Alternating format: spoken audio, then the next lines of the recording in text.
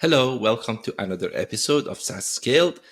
I'm pleased to have Joe with me today, and I would ask him to introduce himself a little bit, and then we'll start discussing about a very interesting topic that I have not discussed it with anybody else uh, at SaaS Scaled yet. So, fresh topic, looking forward to it. Joe, welcome to the show. Thanks, Armand. I'm super excited to be here. Just as a brief introduction for me, I'm currently a general partner at an early stage venture firm called Heavybit. We focus on investing in pre-seed and seed companies doing enterprise infrastructure software. So that's everything from developer tools to DevSecOps, DevOps, even design and analytics. Basically anything to do with building, operating, maintaining, securing software. Many of those companies, as you might imagine, are SaaS platforms used by their customers. And I know that you have a technical background. You have been in the past even starting a company. If I'm correct, you exited yourself. You sold that company. Can you tell us a little bit about before you started this venture and a little bit about Thanks. yourself? Absolutely. Yeah, I've been investing. I should have said I've been investing for like 6 years now. But prior to that, I spent the better part of almost 20 years. I dropped out of a computer science in PhD, as one does, to start working on startups. And I worked on a series of those, all in some kind of distributed systems infrastructure, everything from high performance computing to data center orchestration, automation. And then my last startup, I get really excited about cloud computing in the late aughts and founded one of the very first cloud native monitoring and observability platforms. It was a company called Vibrato. We were the first hosted telemetry platform, SaaS platform for hosted telemetry. And yes, it was a great run. Sold that to SolarWinds in 2015 and got to spend a couple years there. They acquired us to kickstart their cloud native business unit and got to spend a few years there helping to drive product strategy and 4 or 5 other acquisitions and a roll up, and learned a lot. Fantastic. Now, I'm going to, normally I don't do it. This is the first time I'm doing this, but I'm going to read exactly something from LinkedIn that you guys have, because that was just nicely put. When I read it, it was just, to me, was so well written. I cannot, with my bad memory, there is no way I can even do the justice and do 20% of that right. So I'm going to just read it for everyone, but encourage everyone to go also to the LinkedIn and look at your website and everything. But the very well explanation that you have put there, let me go there and just see. It should be somewhere here. If I go to the About tab, I think I read it there. And it says, Heavybit is the leading investor in developer-first startups that turn visions into movements, products into platforms, and contributors into communities. And I thought that it's very well written, very nicely done, very concise, actually. And can you tell us a little bit about your definition of, for example, when you say product to platforms? People might have different understanding of that. I wanted to hear from you as kind of, how do you really define those terms? Happy. And I think it's important, because I spend a lot of time with, particularly new entrepreneurs. And so I think one of the first things you have to understand, as a venture firm, early stage venture firm, we're trying to invest, not just in good businesses or even great businesses, but we're trying to invest in businesses that are going to be really generational, right? And I think particularly in infrastructure, there are lots of good and great businesses. I'm a big fan of saying that as long as you're ethical, there's really no wrong way to build a business, but there are wrong ways to capitalize a business, right? And so for us, the businesses we're looking to back in infrastructure really have to be either creating whole new categories, or at the very least redefining an existing category in a evolutionary way. And so if you are an entrepreneur doing that, one of the hardest things, which I imagine many of your audience are familiar with, you can find problem market. Well, you have to find problem market fit, then product market fit, but then serial entrepreneurs will also know you have to find go to market fit finally, right? And particularly for enterprise tools, we believe the most powerful way to do that is what we always have referred to as a bottom up go to market, where ultimately your end goal, like any enterprise go to market, is to have 80-90% of your revenue come from the top 10-20% of your customers. But having this long tail community movement platform of users is a different way to create a lead gen flywheel. And if you're successful at it, it is the most defensible go to market. It is the most efficient go to market. And so with all of our companies at the early stage, we look to assess, and importantly, it's not possible for all products and categories, right? But for infrastructure with technical end users, it is often possible. And so with that in mind, a lot of what we tell our entrepreneurs, if they're going down that path, and this is the movement, so to speak, it is far better to create a notion of a future where your prospective customers buy into, hey, this is how the future is going to be built, and then following that, associate, and oh, by the way, the company that builds that future is this. And if you look at, there's companies like Sneak who are instrumental, from our portfolio in creating the DevSecOps movement. There's companies like Replicated with the Enterprise Ready movement, Netlify with the Jamstack movement.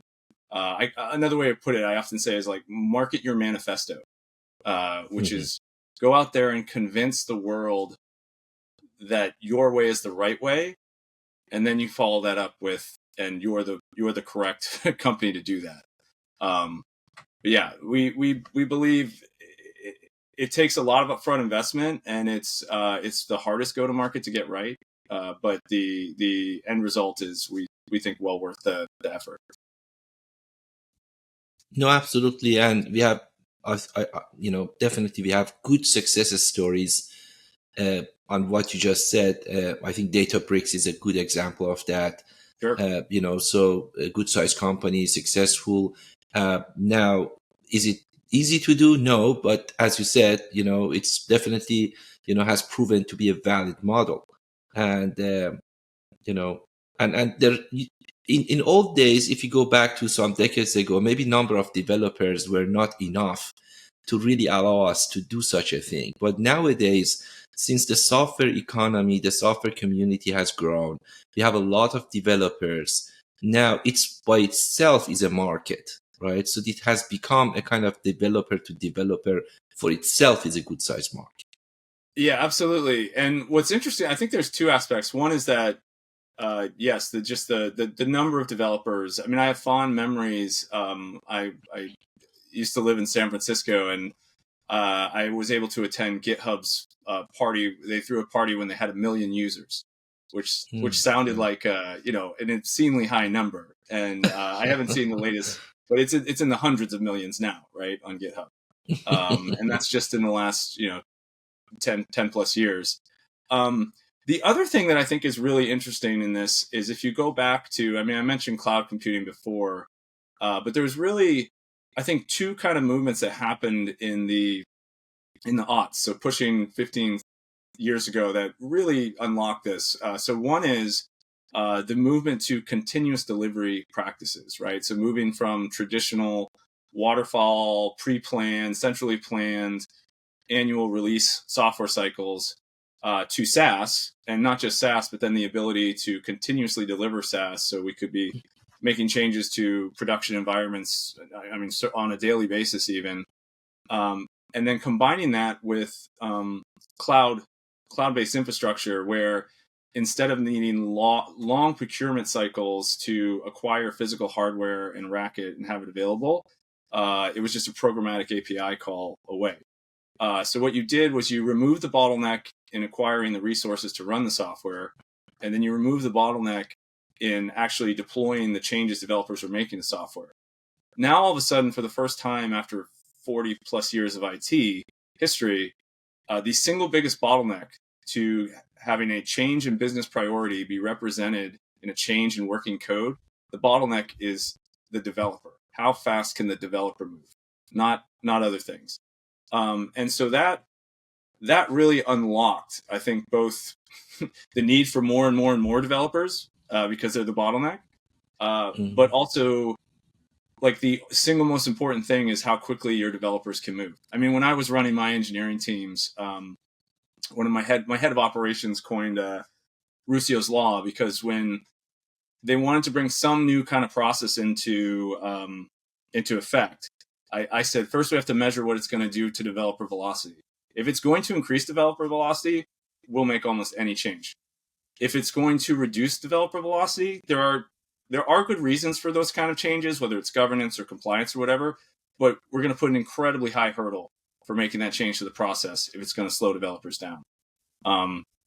And a big part of my investing thesis and how I look at companies is through that same lens. Does this give a developer more leverage, a security engineer more leverage? Does it help them move faster? Does it help the business change software more quickly and more safely? And that those changes and increase the number of developers means, now this is a huge market. The other thing, if you'll let me just keep going for a minute, because about 10 years, another thing that happened, and a big part of Heavybit's founding thesis, which was quite contrarian at the time, the firm was founded in late 2012, is this notion that every generational business, regardless of the vertical of the economy it's in, is going to be a software company. And now that has actually played out. I don't care what you're doing. If you make over a certain amount of ARR, you have to employ software developers to build proprietary automation, leverage, multi-channel, etc. in your shop. And this is why companies, the Home Depot is a world-class software company today. Domino's Pizza is one of the best software companies on the planet today. And so this is the other aspect of just how large these markets are now is your target. I mean, when I used to pitch 10 plus years ago, investors would really struggle. They'd say, "Oh, okay, well, tell us who are you targeting? What's your target vertical?" And I'd throw up the logo slide and I would say, literally every company is our target vertical. Like you don't, and so yeah. But I think now that is thankfully I think much more obvious now in 2024. No, absolutely, you're right. I mean, I do remember when I raised my first VC investment, it was back then in 2007. It was not very obvious to most of the VC investors that there is a market if you have something that you are selling to developer community. We are talking about 2007, not. Oh yeah, that, I mean, yeah, it was. I would even say it was less than obvious. Like there was a truism because I was pitching similar companies back then as well, and you would literally say to your face, be like, "Hey, nobody makes money selling to developers." That was the kind of the pithy, Silicon Valley and investors love one-liners that take a very complex scenario and boil it down to something way too simple. But yeah, the going wisdom was nobody makes money selling to developers.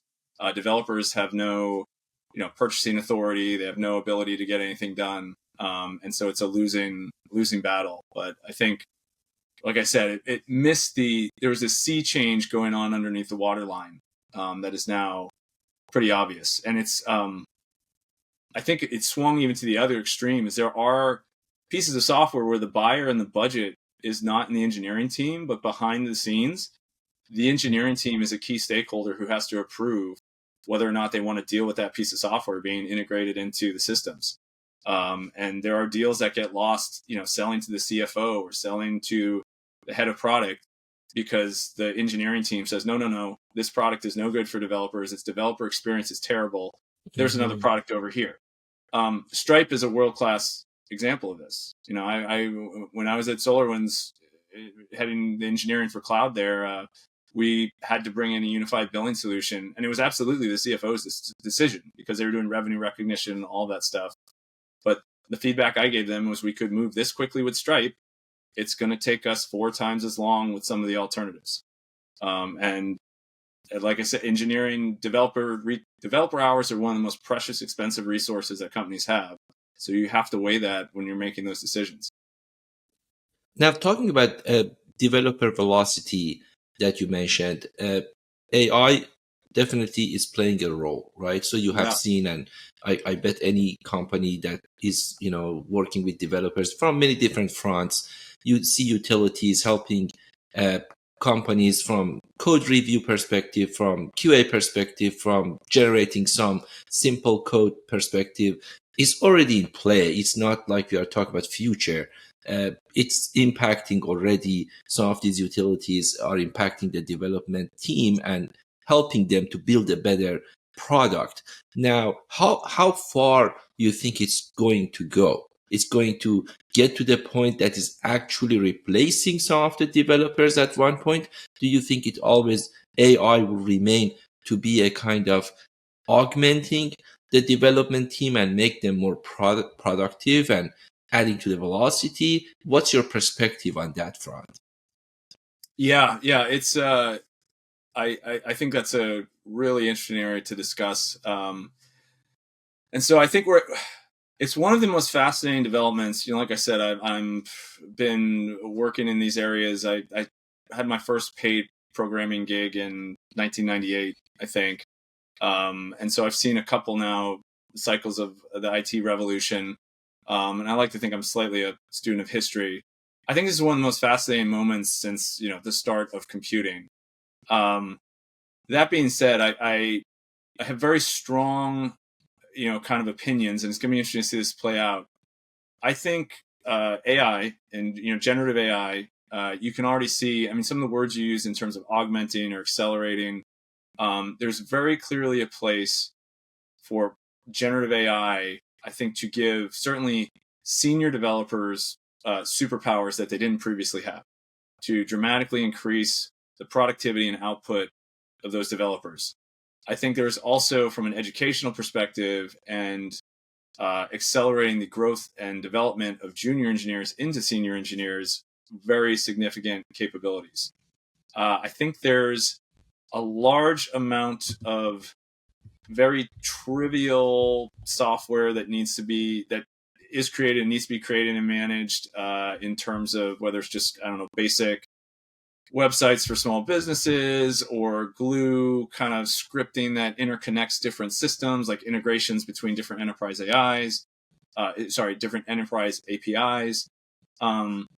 There's lots and lots of places where we've historically spent probably overpowered resource in a human engineer to create a pretty simple and repeatable piece of software that generative AI is going to remove the need for.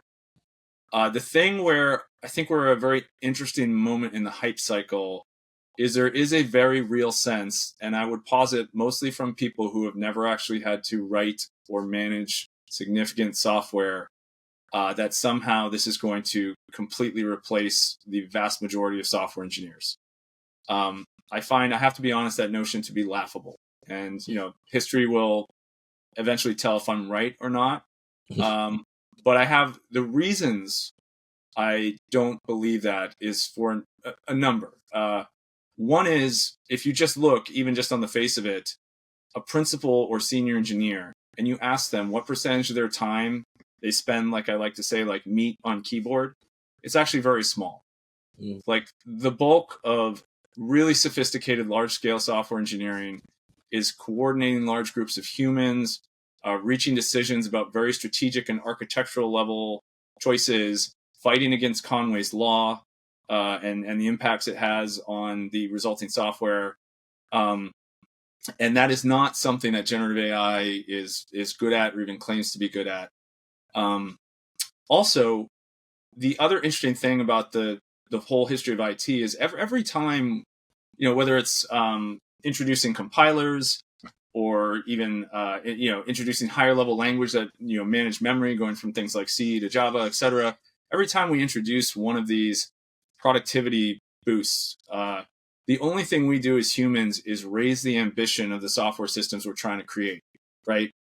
Like every time we make it easier to build more complex software, we just attempt to build dramatically more complex software. We always find the limits of what the current technology supports. And I don't think that's ever going to stop, right? And I think, the notion that the world's appetite for software or increasingly complex, sophisticated software is ever going to be finished, I just don't believe. And so, yeah, I think the generative AI is just an incredible productivity boost, going to be super interesting. I mean, you can look at like the GitHub Copilot stats they're publishing. Like, as you said earlier, like it's clear this is actually happening. This isn't debatable, right? Mm-hmm. But I think a lot of people are going to learn a very hard lesson about trying to completely remove humans from the process over the next few years, I guess is what I would say. Yeah, that kind of cycle that it may go to the overhype cycle and then come back and then, get settled on more practical, pragmatic kind of level. Yeah, and this is why when I speak to entrepreneurs about it, I'm experienced enough that I don't get too excited about it, because I'm like, look, this is just always the way these things work, right? And it's the kind of thing too where people always, I find that people overestimate what can be done in a year, underestimate what can be done in 10 years.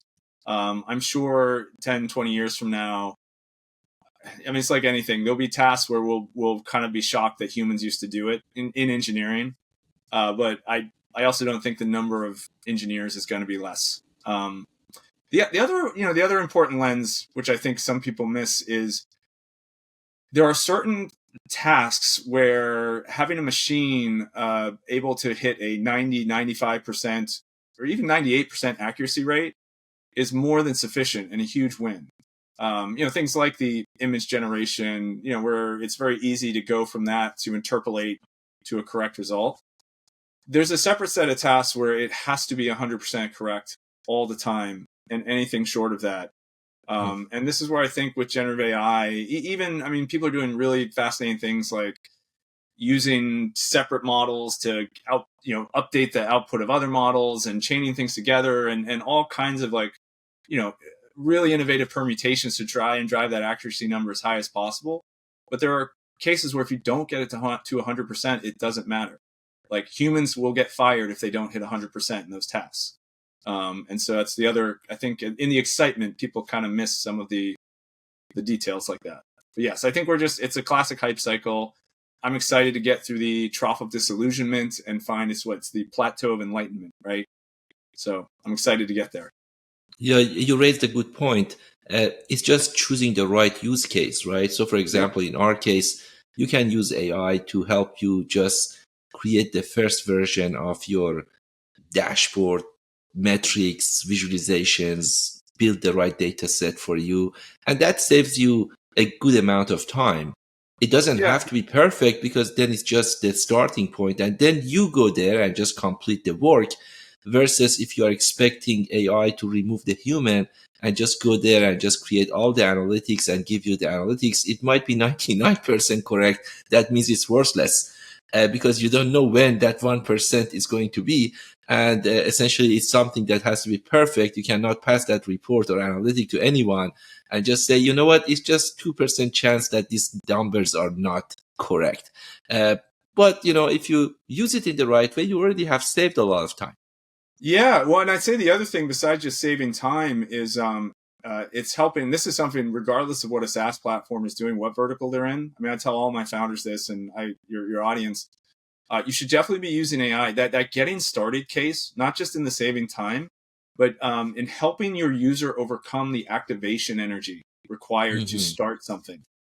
I think one of the biggest challenges SaaS products have with their users is just getting them past the fear or the activation energy required to try a new thing with the SaaS product, because everyone's just so ingrained of like, oh, it's going to be complicated, and I'm going to have to go read some docs that are probably a little out of date or maybe not fully complete, and oh, maybe I won't. But if you're using a tool like AI to say, no, just type here in the prompt what you want, and you're going to get something that's like you said, 80, 90, 95% of the way there. And at that point, you sit down and you just finish it.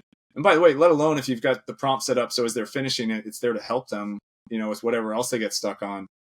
I think that's a huge win. But in my mind although from a 50,000 foot view, it may look almost the same, is a wildly different application than try to remove the human, right? And if I zoom way out, like, I am incredibly pro and focused on uses of this technology that give humans superpowers outside of like some very tightly, defined things like usually all to do with like text summarization or translation or copy editing, where like you literally have discrete inputs and outputs and you can pretty much verify the entirety completeness.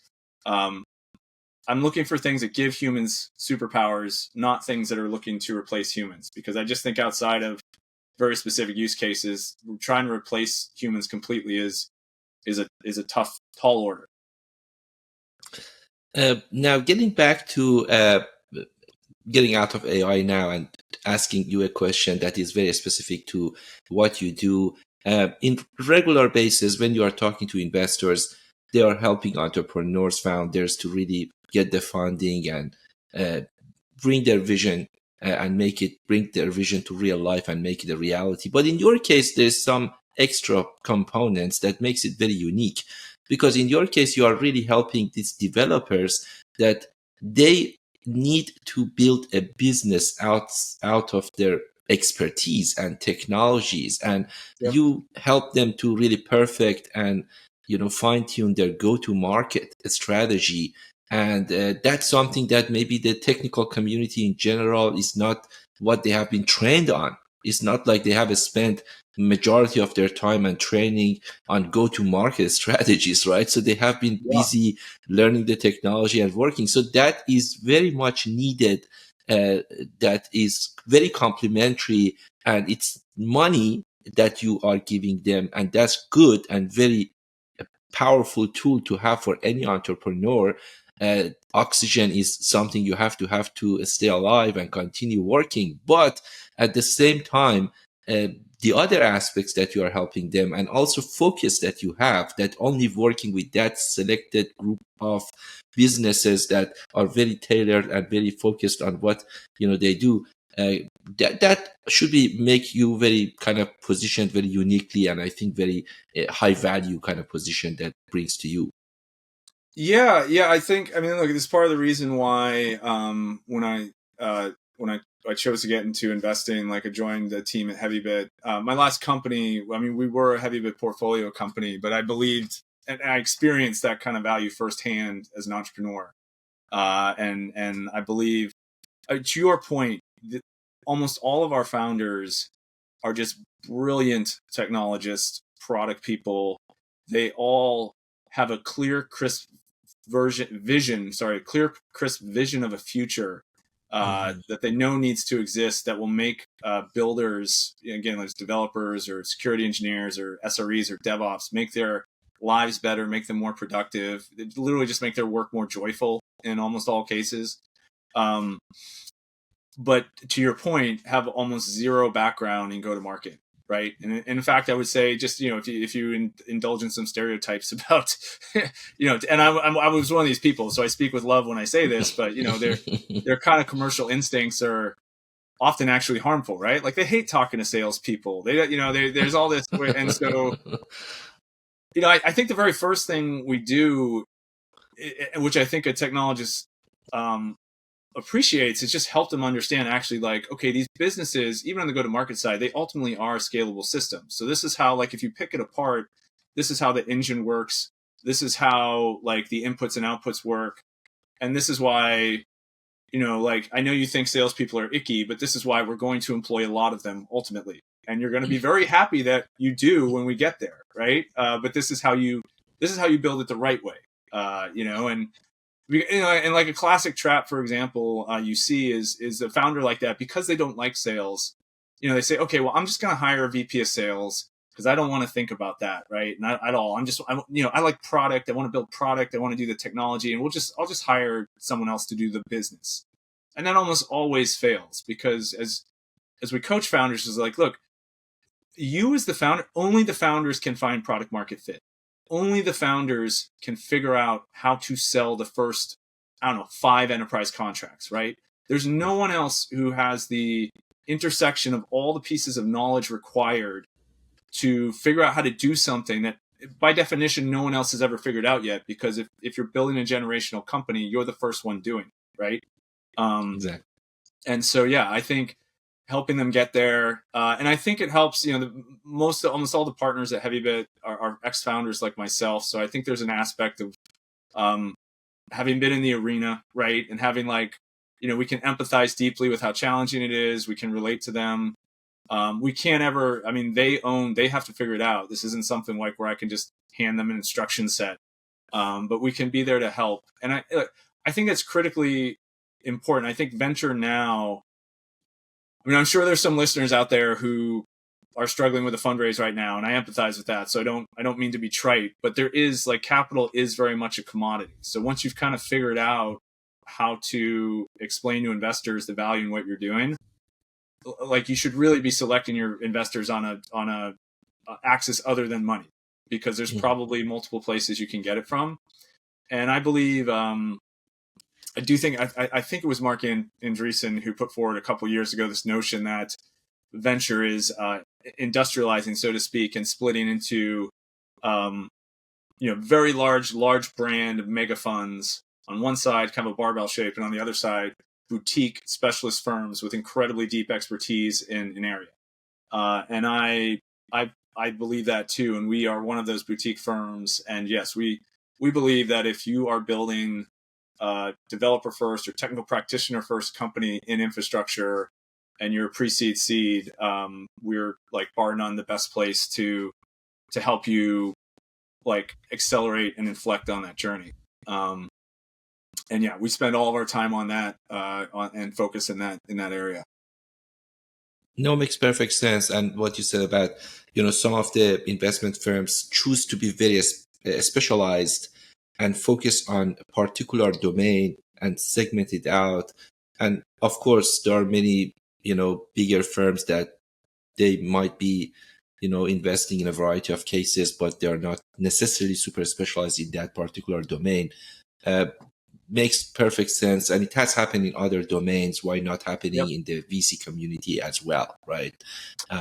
Now, I know that you guys have a website that you publish or you share a lot of educational content with people that might be interested to really learn more. Can you tell us a little bit about that part if people are interested to check it out? Yeah. And so all this stuff we've been talking about at a high level on, go to market, how to build your company, how to land your first customers, how to scale a sales team. Heavybit, we've been around for just over 10 years now, and, got our start.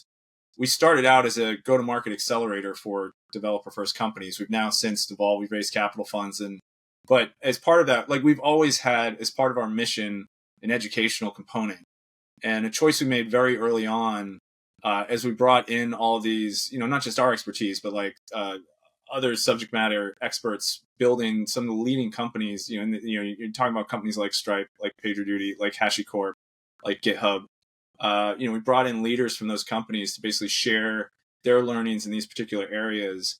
And every one of those, we've done, basically high fidelity recordings, transcripts. So we have the Heavybit library, which has now, well over 1,000 individual pieces of content. We have curated lists. So if you're looking to do better at pricing your product, which is an incredibly important, particularly for self-serve products, which have an enterprise plan on top of it, how you price and the signals your pricing plan sends to the market, how it levers people up from one plan to another is an incredibly important part, which is often an afterthought, but an incredibly important part really of product management and defining your whole product. And we have a wealth of kind of content on topics like that just goes really deep. It's all free. You just come to heavybit.com. I think it's /library, the library, and you can browse through and pick. And honestly, it's just great because many times I meet an entrepreneur, many times when I meet an entrepreneur for the first time, one of the first things they say is, "Hey, we've been working on this. I've been going through all the content in your library. It's super helpful." Which is just really rewarding to hear. And we're still adding to it. We have a great podcast network too, with a number of different podcasts in different areas that cover that as well. If nothing else, I encourage, if you're an entrepreneur out there wrestling with these things, as really every entrepreneur never stops wrestling with these things, you might find something helpful in there. Super. There are so many other questions I would love to ask, but we are running out of time, Joe, and I appreciate you being here and We have had a great discussion. I would love to, ask you and learn how do you know it's time to go change gears and go and scale the business. I would love to know, what are the different phases of these companies when developers are starting a company, what phases from your perspective they go through. I would love to know what kind of investments good for them, what kind of investments may not be the best approach, when is the timing to go and just do it. So many other zillions of topics, but unfortunately we are running out of time, and I don't know, maybe we can reconnect at some point and go to the kind of episode 2 of this kind of interview. But at this point, I would love to ask you a question and end the discussion with this question, that if you could share some books with us that you personally liked, maybe professionally or personally, you thought this is a good book and you would like to share with the audience as well. Yeah. And yeah, like always happy to find some time to chat. It's been fun. But on books, so yeah, I have a few, and look, I like the classics, I think, particularly when I'm talking about business. So one, High Output Management by Andy Grove is a classic and a perennial favorite. The reason I like it is, having been an engineer and working mostly with founders who were engineers. Andy Grove was an engineer, and if you read that book, you can see where a lot of what he espoused was taking like an engineering mindset to business, but also adapting it. Just with a surreal, where I think the vast majority of engineers, probably myself included, from first principles would take all the wrong kind of engineering approaches to business. Like Andy just had this clearly just natural talent for taking the right approaches from engineering to scaling a business. And so, yeah, there's every few pages in that book just has just some really great unlock. And it's a pretty terse read too, from like I said, an engineer. It's no wasted. It's a very high, very high content, signal to noise ratio book. Maybe the only other one I'll mention then is, Steve Blank's 4 Steps to the Epiphany. And that's important, again, coming, I guess, with my lens. Engineers have a tendency to get very kind of myopic, and they have their own perspective on the right way to do things. And our founders definitely, like I said, directionally have this notion of the right way to do things, but there's this trap of not getting out in the real world and adjusting your right way of doing things to meet your customers where they are. And that is where I would say most technical background founders, if they fail early, fail because they don't understand that even if they're right in the absolute sense, in the mathematical sense, what matters is meeting your customers where they are. And what's helpful about Steve's book, that one's a little harder of a read to get through, but he makes it very clear, and he gives you very kind of tactical instructions on like, no, you have to, quote, get out of the building, you have to talk to customers, and here's a systemized way to like record that and understand like what it means. So when I'm talking with one of our typical founders, those are both like incredibly helpful books to meet those founders where they are and explain to them like how they need to grow and mature to be like a successful founder. Fantastic. Thank you very much. Again, it was very insightful discussion. I appreciate your time. Yeah, it's great. Had a really great time. Thanks for having me.